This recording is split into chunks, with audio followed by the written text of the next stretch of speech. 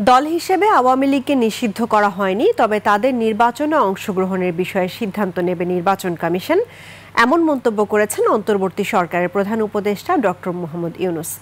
শনিবার বিবিসি বাংলার এক বিশেষ সাক্ষাৎকারের ভিত্তিতে এ তথ্য প্রকাশ করে। যুক্তরাজ্য সফরে ব্রিটিশ গণমাধ্যম বিবিসিকে সাক্ষাৎকার দেন তিনি। সেখানে ডক্টর ইউনূস বলেন, আওয়ামী লীগের কার্যক্রম সাময়িকভাবে স্থগিত করা হয়েছে, যার মধ্যে নির্বাচন অন্তর্ভুক্ত।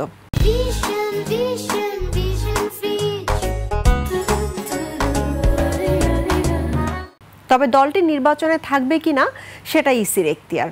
শেখ হাসিনার দল নির্বাচনে অংশ না নিলে নির্বাচন কতটা অংশগ্রহণমূলক হবে, এ প্রশ্নের জবাবে ডক্টর ইউনূস বলেন, অন্তর্ভুক্তিমূলক মানে কোনো নির্দিষ্ট দল নয়, বরং সব মানুষের অংশগ্রহণ।